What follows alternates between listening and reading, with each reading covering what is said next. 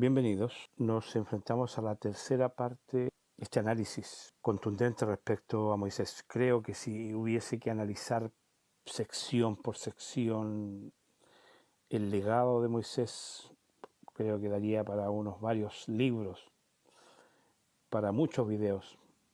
Como vamos a ver, voy a hacer un apretado análisis y síntesis, más aún sabiendo que estoy dirigiéndome a aquellos que ya pasaron la parte básica del aprendizaje desde el tema número 1 hasta la actualidad, que son más de 150 temas, más o menos calculo yo, por lo que no sería necesario adentrarme tanto, pero sí quiero resaltar que Moisés tenía 80 años en ese momento, ya había pasado sus 2 ciclos de 40, y que nos da también a pensar que Dios en ocasiones espera una madurez, una edad avanzada para crear en nosotros un mejor vínculo. Como ya entendimos, él tenía una muy buena relación con su suegro y fue donde él le explicó que él tenía que ir a casa de sus ancestros porque Dios se había aparecido. Y por supuesto, Jetro, su suegro, le dijo que fuera, no había problema, pero hay una cosa importante, que él toma a su familia, o sea, a su esposa y, y a sus hijos, porque no solamente tuvo uno, y los puso sobre un asno y volvió a la tierra de Egipto, como un ejército libertador. Sencilla la forma de volver. En asno, entonces es bastante humilde y básica el retorno. Lo que sí Dios le dice que todos aquellos que lo conocieron y que desearon mal para él y que desearon su muerte incluso, ya habían fallecido. Dios le dice, porque han muerto todos los que procuraban tu muerte. Esto aparece en el libro de Éxodo capítulo 4. Lleve la vara y que va a hacer grandes prodigios en la tierra de Egipto. Y también anuncia, por decirlo así, la dureza de corazón de Faraón. Porque incluso en el versículo 21 dice, 4:21, y dijo Jehová a Moisés, cuando hayas vuelto a Egipto, mira que hagas delante de Faraón todas las maravillas que he puesto en tu mano, pero yo endureceré su corazón, de modo que no dejará ir al pueblo. Aquí donde tenemos ya un primer punto, por eso digo que esto es una maravilla teológica, porque se puede disparar, pero para muchas partes.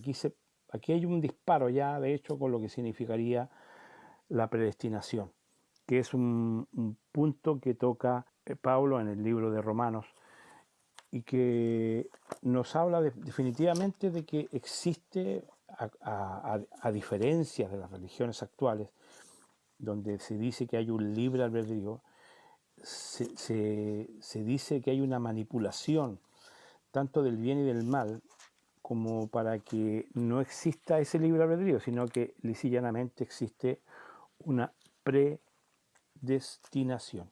En el versículo 15, en el capítulo 9 de Romanos, versículo 15, dice, pues a Moisés dice, tendré misericordia del que yo tenga misericordia, y me compadeceré del que yo me compadezca. O sea, no existe elección en el compadecido, por decirlo así.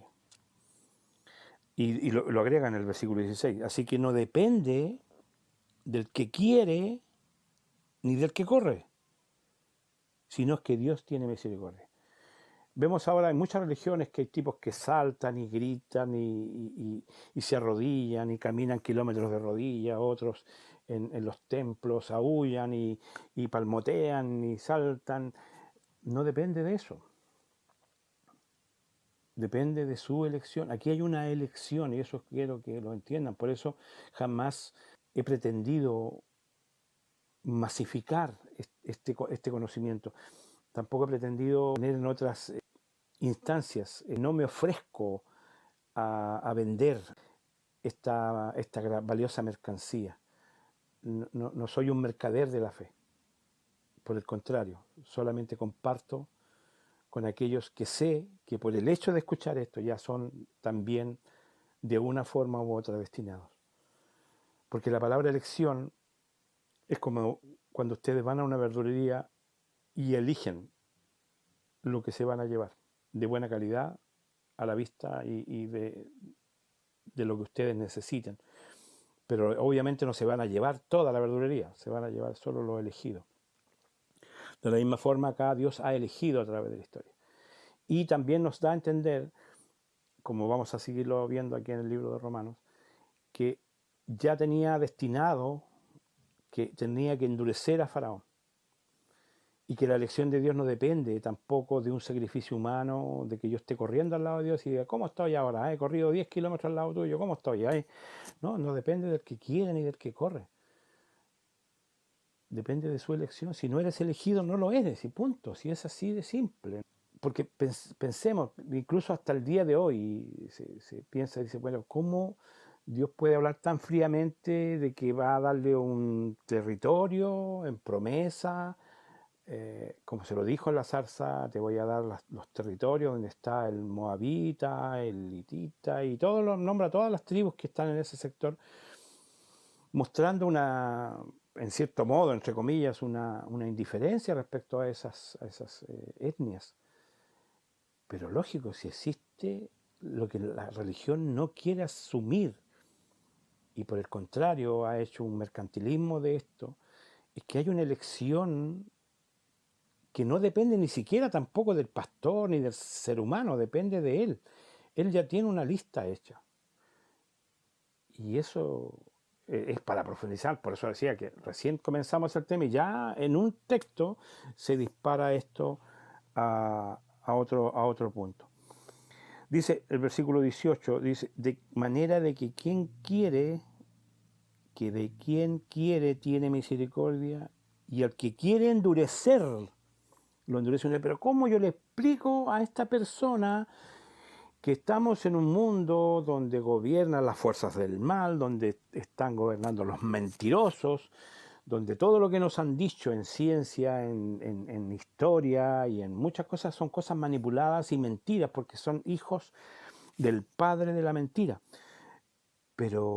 Y son duros, son tan endurecidos, no entienden las palabras. Por eso los fariseos no pudieron aceptar la palabra, porque fueron endurecidos en su momento. Ahora, también dice, ¿por qué dirás?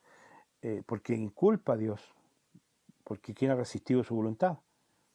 Mas antes bien, hombre, ¿quién eres tú para que te alterques con Dios? Y aquí es donde viene lo más maravilloso. Dirá el vaso de barro al que lo formó, ¿por qué me has hecho así? Y aquí es donde viene lo más importante.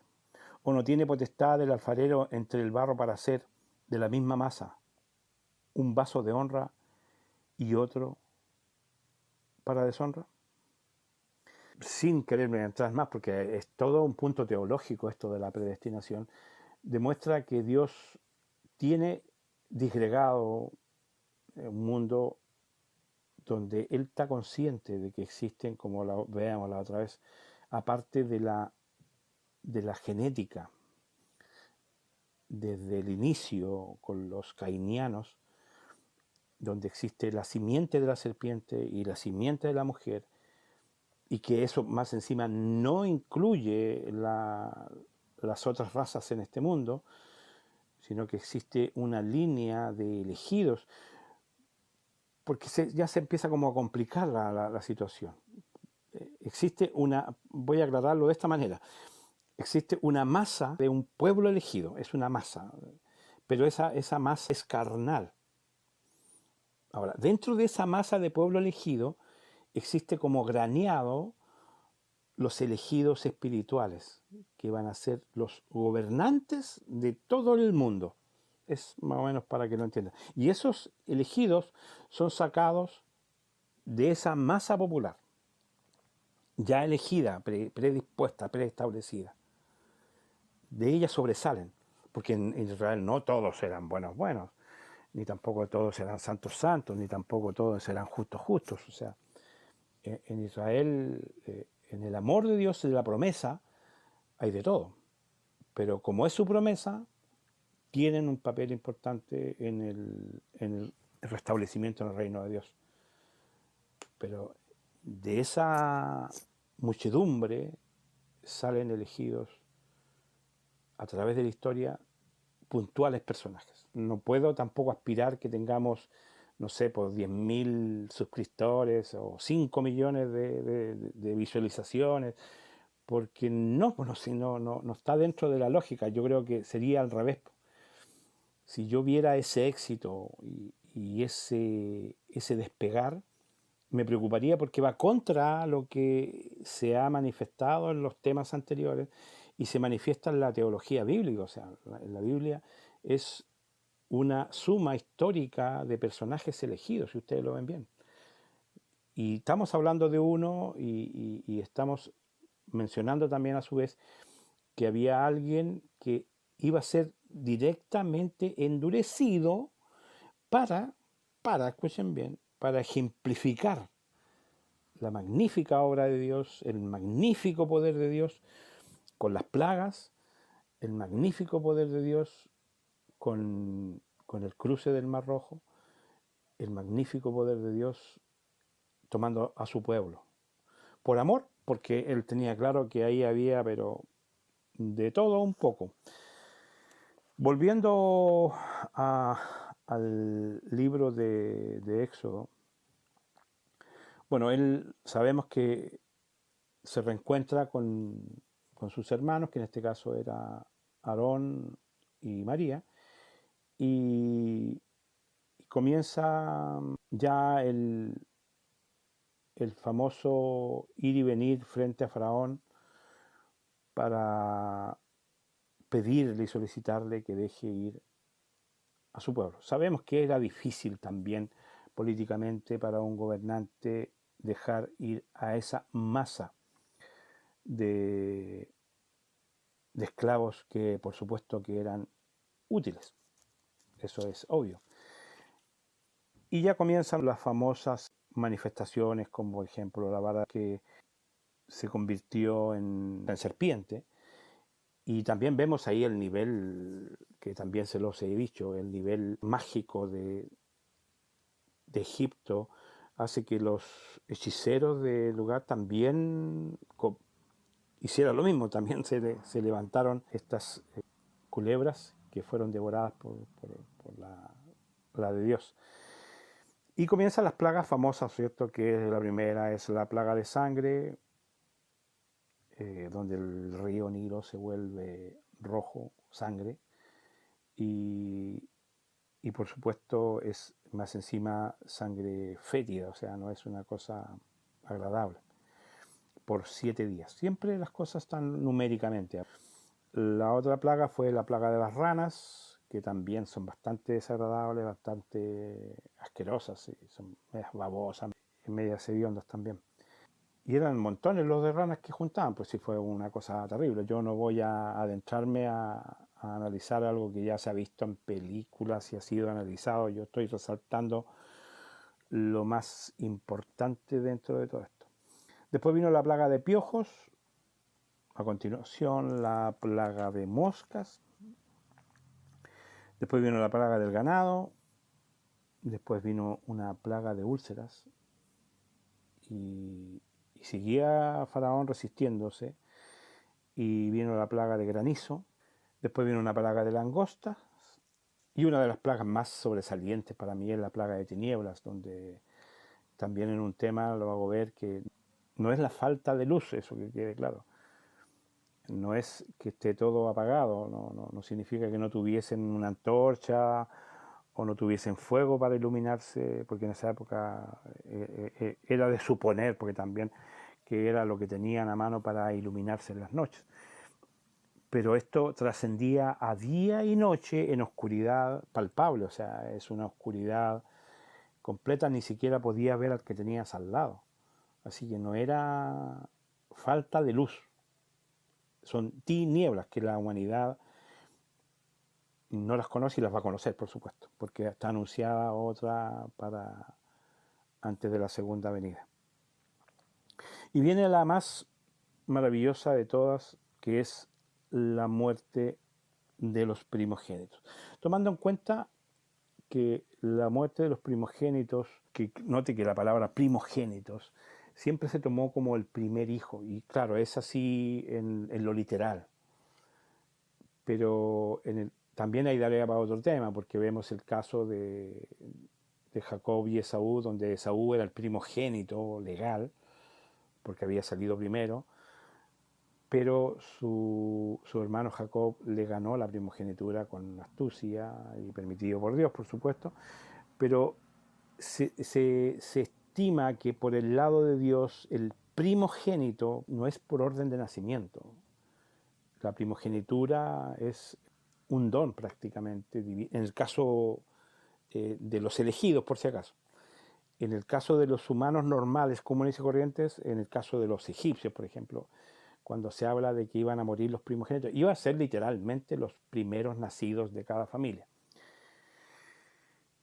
Pero yo hago la salvedad que en el caso de Dios la primogenitura es el hijo principal, es el hijo que está realmente favorecido por el cariño de Dios. En el caso, por ejemplo, de Jacob, Jacob adoraba a José cuando le dolió muchísimo, y por eso la envidia de sus hermanos, siendo que era uno de los menores, que fuese tan querido por su padre. Y pasa, en Dios pasa lo mismo, no existe esa disposición de nacimiento, sino que, y eso demuestra de que la rudimentaria humana no es comparable con la rudimentaria divina. Bueno, pero en fin, volviendo al punto, Dios le da paso a la última plaga, que es la muerte de los primogénitos en Egipto, que iba a ser totalmente protegida del pueblo de Israel por medio de la Pascua, que era tomar sangre de cordero y marcar los dinteles de la puerta. Eso que quede claro también que importante es los símbolos. Cristo es el Cordero de Dios y mojó los maderos con su sangre para la salvación de la muerte, del ángel de la muerte. Acá es el mismo ejemplo. Se toma la sangre del Cordero y se mojan los dinteles, que era el símbolo de los maderos de la cruz. Bajo ese concepto el pueblo pasa a ser protegido, porque la Pascua es como un término que significaría como pasar por alto. Y también, por supuesto, Jesucristo es el Cordero Pascual. Ahí hay un símbolo, por eso digo que en Moisés y Cristo decía, el que no comprende el conocimiento de Moisés y no se va a dar cuenta de que de mí habló Moisés y de mí expresó toda la teología mosaica, es una teología cristiana. Es lisa y llanamente Cristo en todo, detrás de todo.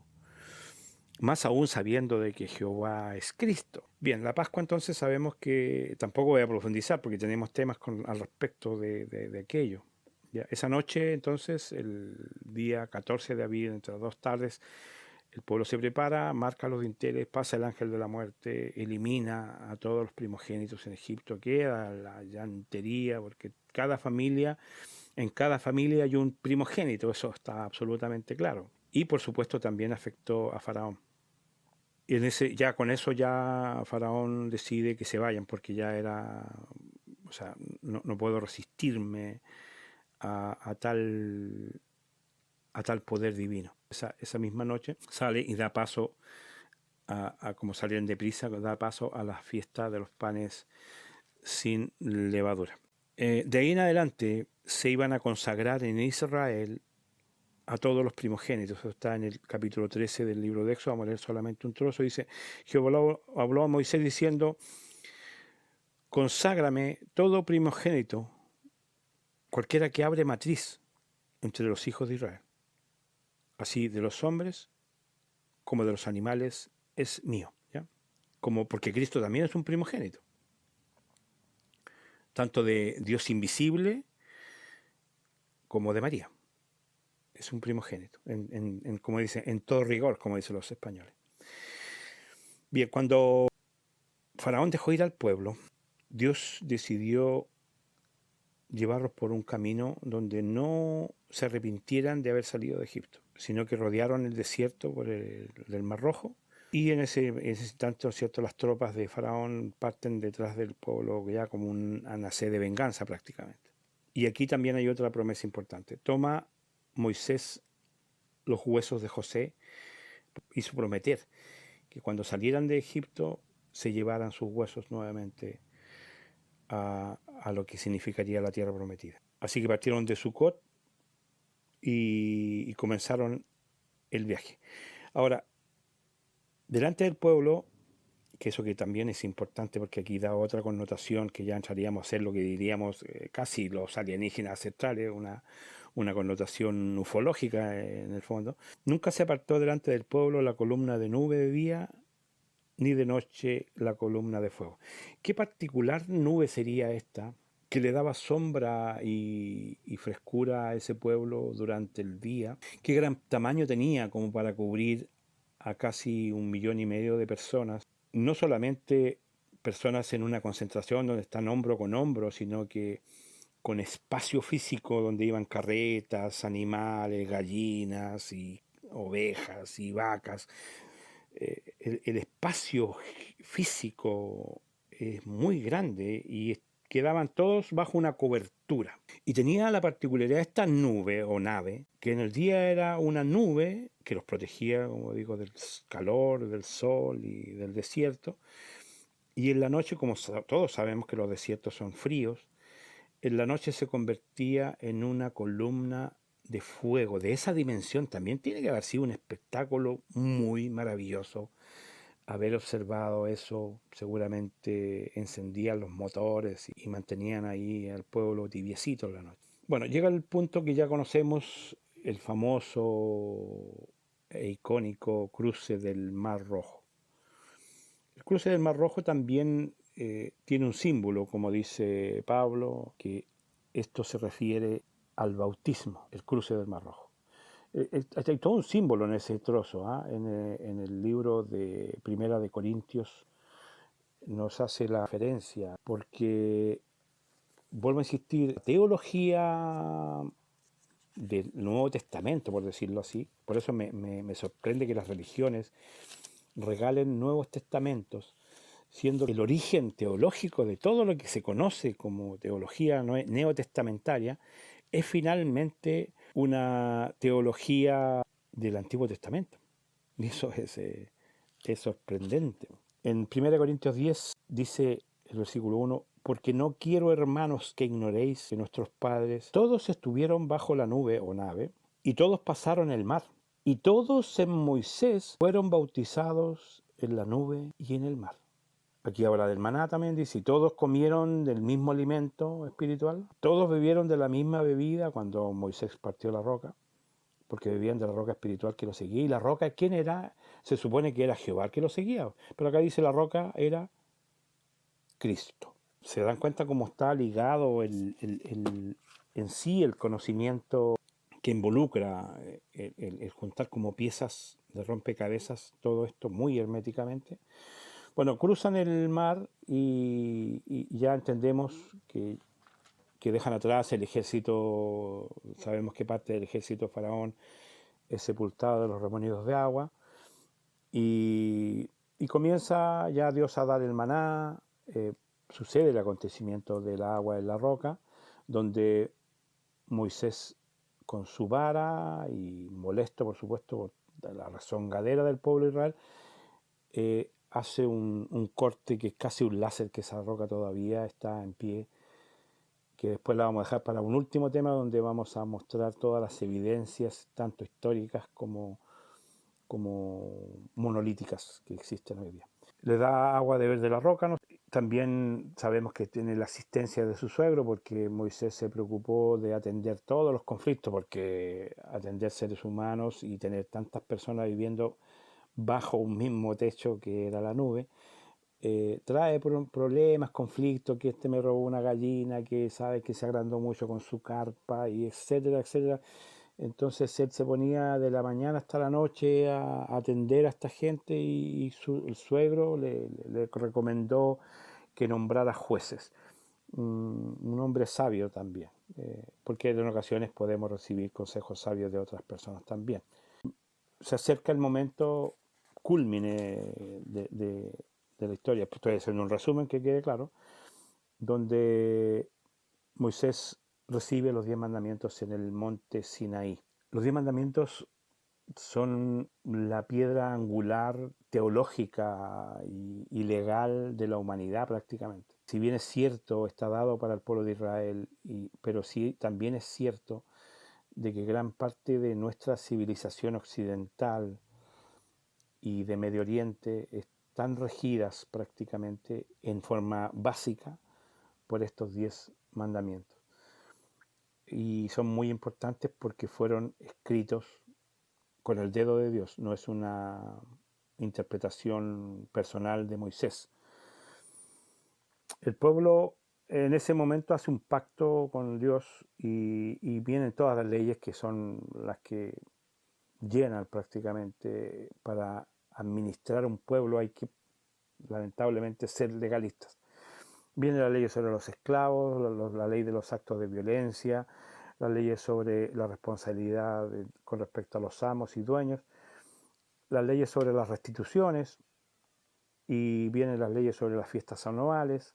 También es importante que en ese periodo, cuando Moisés desciende del monte, viene uno de los momentos también icónicos que grafican lo que hasta esta actualidad todavía es la adoración al becerro, al bull. Hicieron un becerro de oro y lo adoraron. La idolatría para Dios, incluso me sorprende personas tan, como nombré cuando recién comencé este siglo, a estos personajes teólogos y realmente analistas. Me sorprende que pongan en la misma dimensión un Dios, por decirlo así, vivo, con manifestaciones personales, donde aparece personalmente, y que se compare con dioses de piedra y con dioses idolátricos sin oídos, sin piernas, sin voz. Y de ahí viene la adoración que ha trascendido desde ese punto. Viene la adoración, bueno, que viene de un origen egipcio, de la adoración a Bull. Hoy día todavía hay unas bebidas que tienen ese nombre. Tenemos en los centros donde se junta el poder económico y del dinero, también hay una adoración indirecta al bull. Todavía siguen teniendo una adoración hacia el becerro. Bueno, eso sabemos cómo terminó y por supuesto que es aborrecido por Dios todo lo que sea idolatría. Idolatría a criaturas inanimadas. Es como, no sé, es como una falta de respeto hacia el gran creador. Bien, después, para continuar con la definición, viene el desarrollo del tabernáculo. Tabernáculo también da para otro tema. Tabernáculo también es una simbología de lo que es el plan salvación en el fondo. Lo resumo de esta manera. El lugar santo es la tierra donde Dios puede poner sus pies. Y el lugar santísimo es el trono, y los dos querubines son como sus custodios, son como sus escoltas, ahí están ahí al medio. Y muestran también por qué son dos, porque son dos los que quedaron operando en este sistema, porque ya sabemos que originalmente eran tres. Y el reemplazo quedó allá arriba, por lo tanto, solamente para lo que es el servicio humano, porque el tabernáculo es un servicio, quedan dos, quedan Miguel y Gabriel. Miguel en cuanto a la seguridad, la custodia y mantener frenadas a las fuerzas malignas, y Gabriel respecto a lo que es enseñar conocimiento, dar información, notificaciones, etc. Los símbolos, el candelabro de 7 brazos significaría las 7 iglesias, Los panes de la proposición, que son 12, demostrarían a las 12 tribus de Israel, también por su parte a los 12 apóstoles. El velo es la división del celestial entre la tierra y el trono de Dios. La sangre del día de la expiación es el sacrificio de Cristo que permite que pasemos con nuestras faltas y con nuestras iniquidades para perdón al lugar santísimo. Es más o menos un resumen de lo que significaría el tabernáculo, que es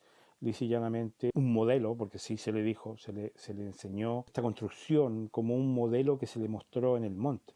Lo que Moisés recibió es tomado como tardío, a ver si me captan, tardío con respecto a todos los conocimientos que él vertió. Porque si bien es cierto, el Pentateuco es, que algunos quieren desconocerlo, pero es lisa y llanamente una manifestación divina en ese periodo que él se encuentra con Dios. Dios le manifiesta, como sabemos, no sabía ni siquiera el nombre de Dios, entonces por lo tanto Dios le da su nombre, pero también al mismo tiempo le relata toda la historia desde el Génesis hasta el punto donde él está, para darle una noción, porque cualquiera que tuviese la oportunidad de conversar con Dios, le gustaría saber un poco más del pasado. ¿Qué pasó con mi padre? ¿Qué pasó con mi madre? ¿Qué pasó con mi abuelo? Y ojalá saber lo más posible. Entonces él le dio un relato que, si bien es cierto comparativamente con la epopeya de Gilgamesh, por ejemplo, que grafica el diluvio, existe una diferencia con la historia de Noé, que es tardía. O sea, estamos hablando que habría casi una separación de muchos años entre la historia que cuentan Moisés y la historia de Gilgamesh. O sea, Gilgamesh fue contada primero y la de Moisés mucho después. Pero eso no quita. ¿Por qué razón?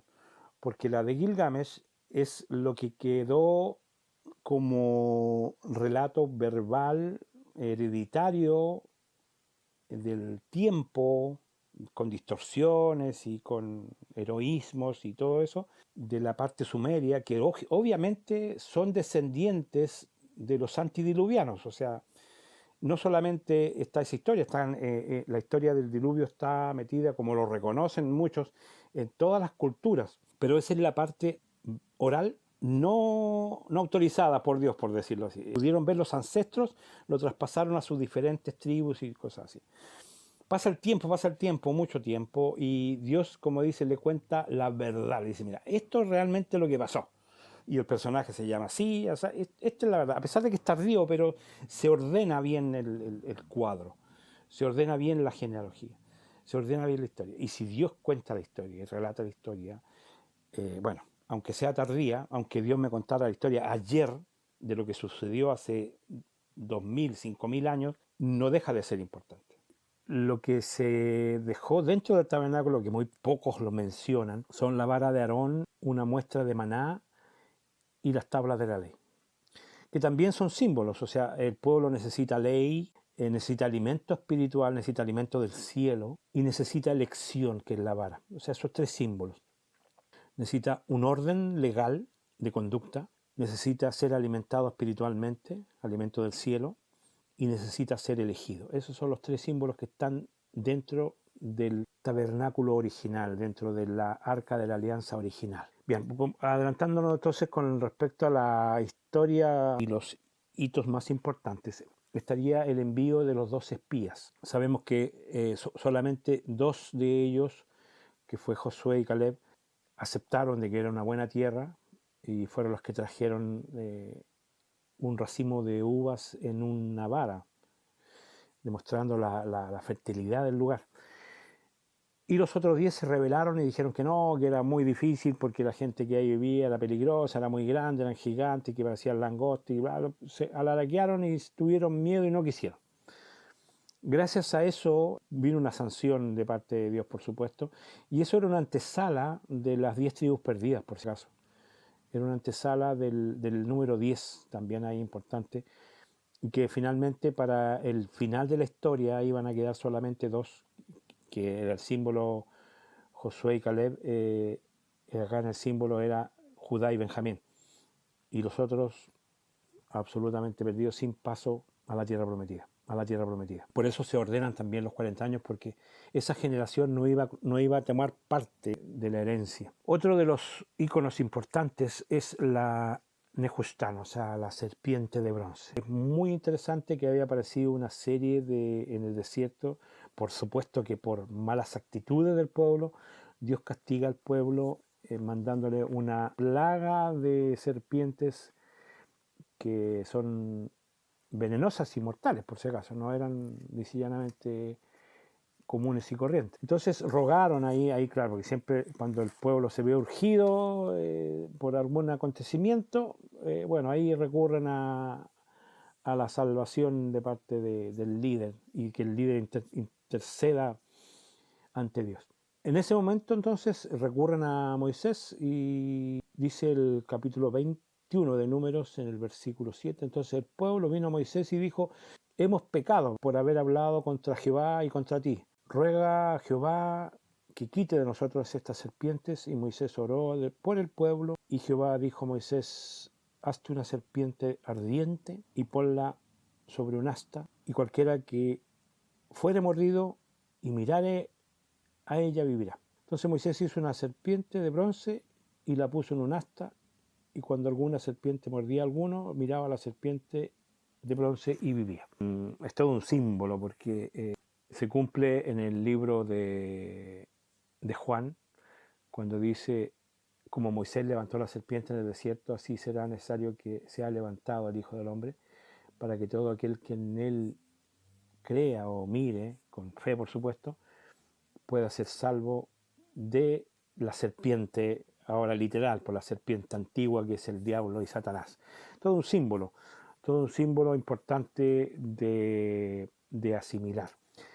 Bien, para cerrar el asunto de Moisés, llegamos al periodo más o menos, porque ya cada uno tomará su Biblia, por supuesto, y se penetrará en mayores detalles, pero se supone que venimos saliendo de un curso completo de teología, y entonces Moisés hizo una serpiente de bronce y la puso en un asta, y cuando alguna serpiente mordía a alguno, miraba a la serpiente de bronce y vivía. Es todo un símbolo, porque se cumple en el libro de Juan, cuando dice: como Moisés levantó la serpiente en el desierto, así será necesario que sea levantado el Hijo del Hombre, para que todo aquel que en él crea o mire, con fe por supuesto, pueda ser salvo de la serpiente, ahora literal, por la serpiente antigua que es el diablo y Satanás. Todo un símbolo importante de asimilar. Bien, para cerrar el asunto de Moisés, llegamos al periodo más o menos, porque ya cada uno tomará su Biblia, por supuesto, y se penetrará en mayores detalles, pero se supone que venimos saliendo de un curso completo de teología y no podría abarcar más detalles. Bien, el asunto es que llegamos al momento en que en el monte Nebo, que está ya casi en las puertas de la tierra prometida, según la escritura, muere Moisés. Digo, según la escritura. Pero hay dos acontecimientos que también quiero dejar claro en esto. Primero, que nadie sabe dónde está la sepultura de Moisés hasta el día de hoy. En el capítulo 34 de Deuteronomio, el versículo 5, después de permitir ver la tierra, ¿no es cierto?, dice: y murió allí Moisés, siervo de Jehová, en la tierra de Moab, conforme al dicho de Jehová. Y lo enterró en el valle, en la tierra de Moab, enfrente de Bet-peor. Y ninguno, que quede claro, ninguno conoce el lugar de su sepultura hasta hoy. Era Moisés de edad de 120 años, hasta los 40, cuando murió. Pero aquí hay un detalle que por algo lo dice: sus ojos nunca se oscurecieron, ni perdió su vigor. Para la doctrina normal de Babilonia, eso sería todo como Moisés, pues murió nomás. Pero sucede que en el libro de Judas, que es un librito chiquitito que está justo antes de Apocalipsis, sucede este acontecimiento así, pero como dicen, tirado al voleo, y es un conocimiento maravilloso.